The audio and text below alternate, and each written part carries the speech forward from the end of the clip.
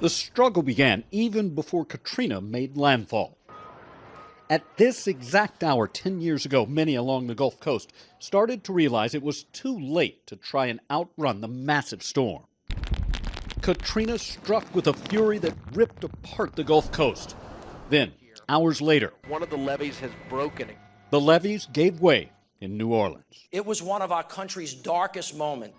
At the time, many blamed President George W. Bush for a slow federal response to the storm. Today, he was back in the region for a closer look at the recovery and the work that remains. The numbers from the tragedy are staggering. Help us. More than 1,800 killed, more than 100,000 lost their homes. 80% of the city was underwater. There were these continuous insults, continuous traumatic events. Still, somehow, the survivors here have managed to keep moving forward. If we take a deep breath and we recognize how far we've come in 10 years, it indicates how strong we are. Strength you can see in the celebrations that fill the French Quarter again, in the Uptown, Garden, and University District neighborhoods flourishing.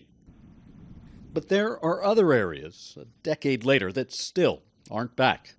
Neighborhoods like New Orleans East and the Lower Ninth Ward, where the recovery is patchwork at best. We were devastated to the tune of 180,000.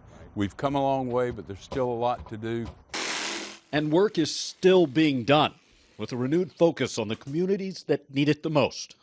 I believe that we're going to continue to get better. Just like they have across this region for the last 10 years now. Jay Gray, CCTV.